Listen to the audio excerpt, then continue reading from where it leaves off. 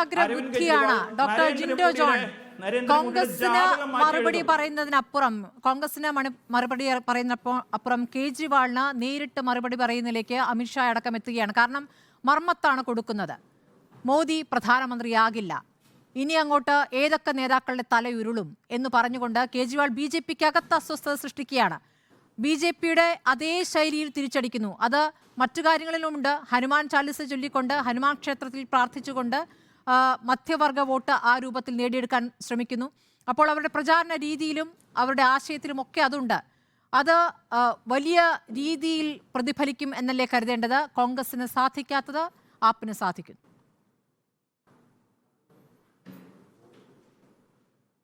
അതിൽ കുറെ ശരികളുണ്ട് സ്മൃതി. കാരണം കോൺഗ്രസിന്റെ ഐഡിയോളജിക്കൽ ബേസ് എന്ന് പറഞ്ഞാൽ ആം ആദ്മി പാർട്ടിയുടെ പോലെയല്ല. അപ്പൊ കോൺഗ്രസിന് കുറെ വ്യത്യസ്തമായിട്ടുള്ള നിലപാടുകളുണ്ടാവും.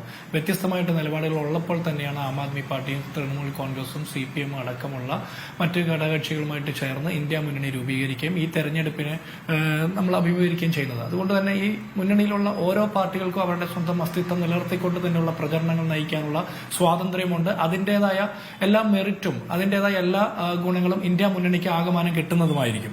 ഇന്ന് അരവിന്ദ് കെജ്രിവാളിന് ജാമ്യം കിട്ടി അദ്ദേഹം പുറത്തു വരുമ്പോൾ ഏറ്റവും അധികം പേടിക്കുന്നത് നരേന്ദ്രമോദിയും BJPയും ആണെന്നുള്ള കാര്യത്തിൽ ഈ രാജ്യത്ത് ഒരാൾക്കും തർക്കം ഉണ്ടാകാൻ സാധ്യതയില്ല.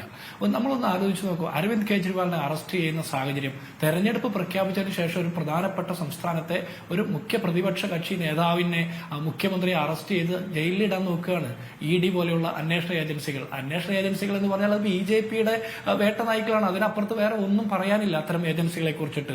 മറ്റൊരു മുഖ്യമന്ത്രി ഹേമന്ത് സോറൻ ജയിലിലാണ്. അതുപോലെ പ്രതിപക്ഷ നേതൃത്വ നിലയിൽ നിൽക്കുന്ന BJPക്ക് ഭീഷണി വരുന്ന രീതിയിൽ സംസാരിക്കുന്ന നാവിന് ശേഷിയുള്ള നേതാക്കന്മാരെ ജയിലിലിടുന്നു, അല്ലെങ്കിൽ അയോഗ്യരാക്കുന്നു, അല്ലെങ്കിൽ പിന്തുടർന്ന് വേട്ടയാടുന്നു, അല്ലെങ്കിൽ ആ രീതിയിലൊക്കെ നോക്കിയിട്ടും പരാജയപ്പെടുത്താൻ സാധിക്കാത്ത രീതിയിൽ എത്തിയപ്പോഴാണ് നരേന്ദ്രമോദി വിഷമമിക്കുന്ന രീതിയിൽ, അല്ലെങ്കിൽ വിദ്വേഷം പ്രചരിപ്പിക്കുന്ന രീതിയിൽ, അല്ലെങ്കിൽ തികച്ചും കള്ളം പ്രചരിപ്പിക്കുന്ന രീതിയിലുള്ള പ്രസംഗങ്ങളുമായിട്ട് മുന്നോട്ട് പോകുന്നത്. മോദിയുടെ പരമ്പരാഗത തന്ത്രങ്ങളൊന്നും ഈ തെരഞ്ഞെടുപ്പിൽ യേശുന്നില്ല. ജാതിയും വർഗവും മതവും പറഞ്ഞിട്ടുള്ള പ്രസംഗങ്ങൾ ഏൽക്കുന്നില്ല. രാഹുൽ ഗാന്ധിക്കെതിരെ മട്ടൻകറി വിവാദം പറഞ്ഞിട്ട് ഏറ്റില്ല. കൂടുതൽ മക്കളുണ്ടാക്കുന്നവർക്ക് സമ്പത്ത് വീതം വെച്ചു കൊടുക്കുമെന്ന് പറയുന്നത് അതൊന്നും ഏറ്റില്ല. ഇന്ത്യൻ ക്രിക്കറ്റ് ടീമിൽ പോലും ജാതിയുടെയും മതത്തിന്റെയും പേരിൽ കളിക്കാരെ തീരുമാനിക്കും എന്നൊക്കെ പറയുന്ന രീതിയിൽ അത്രത്തോളം തരം താണ ഒരു നേതാവായിട്ട് BJPയുടെ പോലെ ഒരു പ്രാദേശിക നേതാവ് പോലും ഇത്രത്തോളം മോശമായിട്ടുള്ള ഭാഷയിൽ മോശമായിട്ടുള്ള ശൈലിയിൽ പ്രസംഗിക്കുമെന്ന് നമ്മൾ ആരും വിചാരിക്കുന്നില്ല. അത്രത്തോളം സ്വപ്നത്തിൽ പോലും ആരും വിചാരിക്കാത്ത അത്രയും മോശപ്പെട്ട ഭാഷയിൽ ഈ തെരഞ്ഞെടുപ്പ് രംഗത്തെ നിറച്ചു നിൽക്കുന്നത് നരേന്ദ്രമോദി മാത്രമാണ്. മറുവശത്ത് ഇതെല്ലാം സൂചിപ്പിക്കുന്നത് നരേന്ദ്രമോദി എന്ന് പറയുന്ന 10 വർഷക്കാലം ഈ രാജ്യം ഭരിച്ച BJPയുടെ ഏറ്റവും വലിയ നേതാവിന്റെ എല്ലാ സംവിധാനങ്ങളും സൗകര്യങ്ങളും സന്നാഹങ്ങളും ഉള്ള ഒരു നേതാവിന്റെ ആത്മവിശ്വാസം തകർന്നുപോയി എന്നുള്ളതിന്റെ തെളിവാണ് അദ്ദേഹത്തിന്റെ ഈ തെരഞ്ഞെടുപ്പ് പ്രചരണത്തിലെ ഓരോ വാക്കുകളും ഓരോ പ്രസംഗങ്ങളും. അദ്ദേഹം തന്റെ 10 വർഷക്കാലത്തെ ഭരണ നേട്ടങ്ങൾ എണ്ണി പറഞ്ഞുകൊണ്ടല്ല ഒരു തെരഞ്ഞെടുപ്പ് റാലിയും അഭിസംബോധന ചെയ്യുന്നത്. ജാതിയും മതവും വർഗവും വർണ്ണവും അതുപോലെ വിദ്വേഷ പ്രസംഗങ്ങളും വെറുപ്പും മാത്രം വിളമ്പിക്കൊണ്ടാണ്.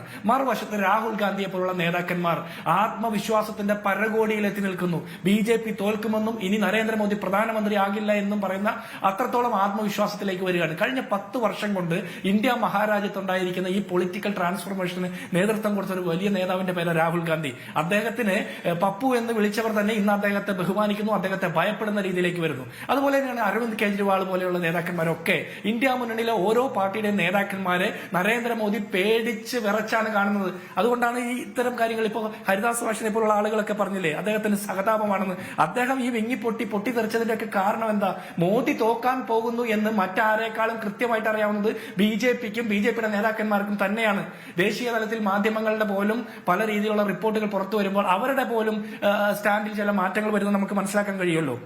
മോദിയുടെ പ്രശ്നം എന്താണെന്നറിയോ? അദ്ദേഹം ഇലക്ട്രൽ പൊളിറ്റിക്സിൽ ഒരിക്കലും പരാജയം അറിയാത്ത നേതാവാണ്. അദ്ദേഹം ആദ്യമായിട്ട് നിയമസഭയിൽ മത്സരിക്കുന്നു, അദ്ദേഹം മുഖ്യമന്ത്രിയാകുന്നു. അദ്ദേഹം ആദ്യമായിട്ട് പാർലമെന്റിൽ മത്സരിക്കുന്നു, പ്രധാനമന്ത്രിയാകുന്നു. അദ്ദേഹത്തിന് എല്ലാം തങ്കത്തളിയിൽ വെച്ച് നീട്ടിയിട്ടേ ഉള്ളൂ. അദ്ദേഹം ഈ പ്രയാസപ്പെട്ട് മത്സരിച്ച് ക്യാമ്പയിൻ നടത്തി ജയിച്ചു വന്നൊരു നേതാവല്ല. അദ്ദേഹത്തിന് പറയാൻ പറ്റുന്ന ആകെയുള്ളത് അദ്ദേഹത്തിന് ഫാക്ച്വൽ ആയിട്ടുള്ള കാര്യങ്ങൾ പറയാൻ പറ്റില്ല, ചരിത്രത്തെക്കുറിച്ച് പറയാൻ പറ്റില്ല, ശാസ്ത്രത്തെക്കുറിച്ച് പറയാൻ പറ്റില്ല, മറ്റൊന്നിനെ കുറിച്ചും പറയാൻ പറ്റില്ല. അദ്ദേഹത്തിന്റെ കയ്യിലുള്ള മെറ്റീരിയൽസ് അദ്ദേഹം എടുത്ത് ഉപയോഗിക്കുന്നു. ദ്വേഷം, വെറുപ്പ്, വിദ്വേഷം ഇതൊക്കെ എടുത്ത് ഉപയോഗിക്കുന്നു. അതൊക്കെ അദ്ദേഹം ഉപയോഗിക്കുന്ന അദ്ദേഹം എന്നും ഈസി ആയിട്ട് കംഫർട്ട് സോണിൽ ജയിച്ച് പ്രധാനമന്ത്രി മുഖ്യമന്ത്രിയൊക്കെ ആയ ആളായതുകൊണ്ടാണ്. അദ്ദേഹത്തിന് ഈ തോൽവിയെ ഒരു കാരണവശാലും അംഗീകരിക്കാൻ പറ്റില്ല. BJP അധികാരത്തിൽ നിന്ന് പുറത്തേക്ക് പോയാൽ നരേന്ദ്രമോദി പ്രതിപക്ഷ നേതാവാകാൻ പോലും സാധ്യതയില്ല. കാരണം BJPക്കകത്ത് ആഭ്യന്തരമായിട്ട് അന്തഃഛിദ്രങ്ങൾ വന്നിരിക്കുന്നു എന്നുള്ളതിന്റെ തെളിവുകൾ ഒരുപാട് കാരണങ്ങളുണ്ട്. ഗുജറാത്തിൽ പോലും പല സ്ഥാനാർത്ഥികളും മാറ്റി നിർത്തപ്പെടേണ്ട സാഹചര്യം വരുന്നു. സ്ഥാനാർത്ഥി അനൗൺസ് ചെയ്തതിനു ശേഷം മാറ്റി നിർത്തപ്പെടുന്നു. 191 സീറ്റുകളിൽ തെരഞ്ഞെടുപ്പ് നടന്നപ്പോൾ അതിൽ 101 സ്ഥാനാർത്ഥികളും സിറ്റിംഗ് എംപിമാരെ മാറ്റി പരീക്ഷിക്കേണ്ട ഗതികേടിലേക്ക് പോകുന്നു. BJP ആണ് ഈ രാജ്യത്ത് ഇന്ന് ഏറ്റവും കൂടുതൽ ഭയപ്പെട്ട് നിൽക്കുന്ന ഒരു രാഷ്ട്രീയ പാർട്ടി. മറ്റൊരു രാഷ്ട്രീയ പാർട്ടികൾക്ക് ഇന്ന് ഭയമില്ല. കാരണം 10 വർഷക്കാലം ഇവരുടെ വേട്ടയാടലുകൾ നിരന്തരം സഹിച്ച് അതിനെല്ലാം അതിജീവിച്ച് കടന്നു വരുന്ന രാഷ്ട്രീയ പാർട്ടികൾക്ക് ഇന്ന് BJP പേടിയില്ലാതെ 56 ഇഞ്ച് അളവൊന്നും ഇല്ലെങ്കിലും എല്ലാവരും നെഞ്ച് എന്ന് വെല്ലുവിളിക്കുമ്പോൾ മോദി പേടിച്ച് ഒളിച്ചിരിക്കുന്നതിന്റെ എവിടെ ഒളിക്കുന്നത്? വർഗീയതയുടെയും അല്ലെങ്കിൽ ഇത്തരം ജാതിയുടെയും കാർഡുകൾ ഇറക്കി അതിന്റെ പുറകിൽ ഒളിച്ചിരിക്കുന്നതിന്റെ ലക്ഷണം എന്താ? അതിന് തോൽക്കാൻ പോകുന്നത് ഇവർക്ക് തിരിച്ചറിയുണ്ട്. അതുകൊണ്ടാണ് ഇവിടെ ആത്മവിശ്വാസം നഷ്ടപ്പെട്ട മോദിയും ആത്മവിശ്വാസത്തിന്റെ പരകോടിയിൽ നിൽക്കുന്ന രാഹുൽ ഗാന്ധിയും അരവിന്ദ് കെജ്രിവാളിനെ പോലുള്ള ഇന്ത്യ മുന്നണി നേതാക്കന്മാരും തമ്മിലുള്ള തെരഞ്ഞെടുപ്പാണ് ഈ നടക്കാൻ പോകുന്നത്. ഓരോ ഘട്ടം കഴിയുന്തോറും BJP എടുക്കുന്ന ഒരു പൊളിറ്റിക്കൽ സ്ട്രാറ്റജിയും ഏൽക്കുന്നില്ല എന്ന് മാത്രമല്ല, ഇന്ത്യ മുന്നണി എടുക്കുന്ന പൊളിറ്റിക്കൽ സ്ട്രാറ്റജി ഒക്കെ വിജയം കാണുന്ന ലക്ഷണങ്ങളാണ് നമ്മൾ കണ്ടുകൊണ്ടിരിക്കുന്നത്. ഇന്ത്യയിലെ ജനങ്ങൾ കൃത്യമായിട്ട് 10 വർഷത്തെ ഇദ്ദേഹത്തിന്റെ ഭരണത്തെ ഇഴകീറി പരിശോധിച്ച് മനസ്സിലാക്കിയിട്ടാണ് പോളിംഗ് ബൂത്തിലേക്ക് പോയിട്ടുള്ളത് എന്നാണ് ഞങ്ങളുടെ പൂർണ്ണമായ വിശ്വാസം. അത് തന്നെയാണ് ഇനി വരാൻ പോകുന്ന ഓരോ ഘട്ടത്തിലും നടക്കാൻ പോകുന്നത്.